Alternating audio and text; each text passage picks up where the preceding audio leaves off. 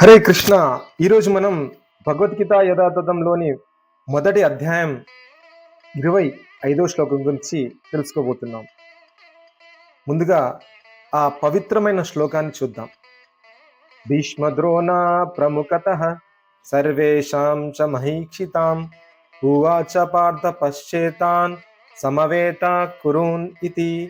ఈ శ్లోకం యొక్క తెలుగు అనువాదం ఏమిటంటే, భీష్ముడు, ద్రోణుడు మరియు ప్రపంచంలోని ఇతర రాజులందరి ఎదుట ఋషికేశుడైన శ్రీకృష్ణుడు ఆ ఉత్తమ రథాన్ని నిలిపి, హే పార్థ, ఇక్కడ చేరిన కురు వంశీయులందరినీ ఒక్కసారి చూడు అని పలికెను.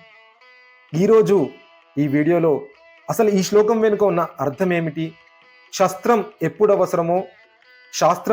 అవసరమో మరియు కృష్ణుడు అర్జునికి కలిగించిన ఆ మాయ వెనుకున్న రహస్యం ఏమిటో తెలుసుకుందాం. శ్రీకృష్ణుడు రథాన్ని తీసుకువచ్చి సరిగ్గా భీష్మ ద్రోణుల ముందే నిలుపుతాడు. అలా నిలిపిన తర్వాత అర్జునుడు అవతలి పక్షంలో ఉన్న తన సొంత బంధువులను, తాతలను, గురువులను చూస్తాడు. వారందరిని చూసిన తర్వాతే అర్జునుడు తీవ్రమైన విషాదంలోకి, మోహంలోకి వెళ్ళిపోతాడు. రథంపై విచారంతో కూలబడి, కృష్ణ, నేను యుద్ధం చేయను, అడవులకు వెళ్ళి తపస్సు చేసుకుంటాను, భిక్షటన చేసి బతుకుతాను అని అంటాడు. ఇక్కడ ఒక అద్భుతమైన రహస్యం ఉంది. మహావీరుడైన అర్జునుడికి హఠాత్తుగా అలాంటి బలహీనమైన ఆలోచన ఎందుకు వచ్చింది? ఎందుకంటే ఆ సమయంలో శ్రీకృష్ణ భగవానుడు కావాలనే అర్జునుడికి కొంతసేపు ఆ బంధు ప్రీతి అనే మాయను, మోహాన్ని కలిగిస్తాడు.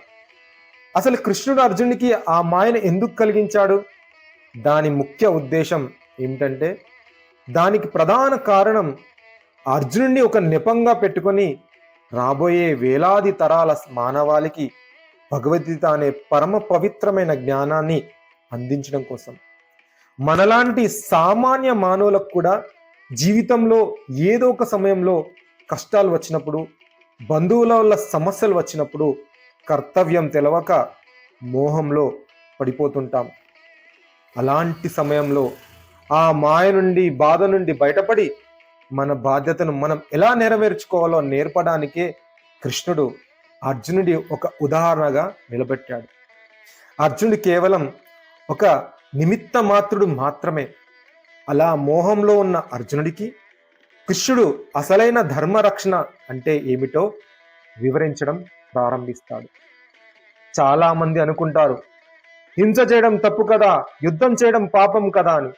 కానీ దీనిని ఒక చిన్న ఉదాహరణ ద్వారా అర్థం చేసుకుందాం. మన శరీరానికి ఏదైనా జ్వరం లేదా ఇన్ఫెక్షన్ వస్తే మనం ఏం చేస్తాం? మందులు లేదా యాంటీబయాటిక్స్ వేసుకొని ఆ వైరస్ని లేదా ఆ బ్యాక్టీరియాని చంపేస్తాం. అలాగే మన చేతులకు శానిటైజర్ రాసుకున్నప్పుడు ఏం జరుగుతుంది?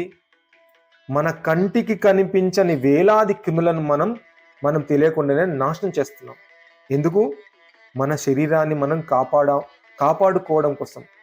అక్కడ క్రిములను చంపడం అనేది హింస కాదు, అది మన రక్షణ, మన బాధ్యత. సమాజం కూడా ఒక శరీరం లాంటిదే. మహాభారతంలో కూడా శ్రీకృష్ణుడు నేరుగా వెళ్ళి అర్జునుని యుద్ధం చేయమనలేదు. కృష్ణుడే స్వయంగా శాంతి దూతగా హస్తినాపురానికి వెళ్ళాడు. దుర్యోధనుడికి ఎంతో నచ్చజెప్పాడు.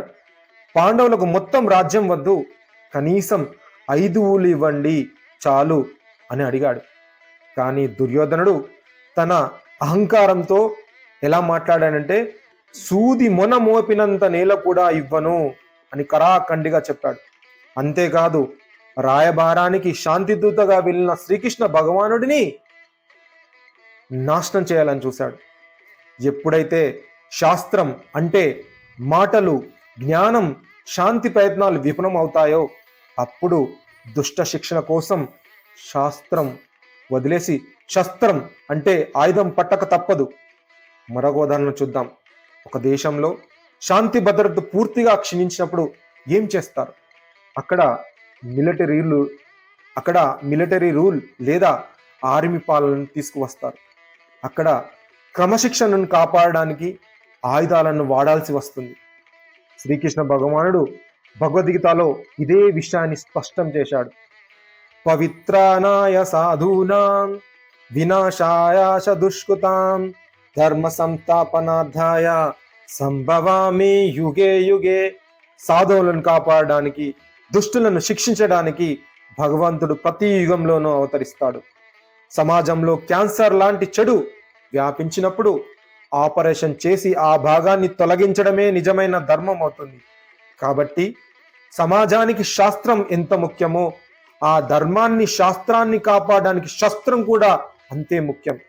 శాంతితో మారే వాళ్లకు జ్ఞానాన్ని బోధించాలి, కానీ సమాజాన్ని నాశనం చేసే దుష్టులపై ఆయుధాన్ని ప్రయోగించడమే నిజమైన మానవతావాదం.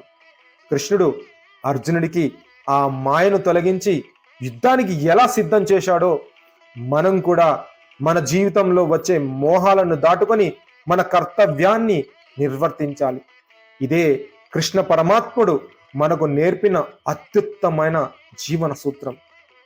భగవద్గీత కీ జై, శిల ప్రభుపాద కీ జై. హరే కృష్ణ.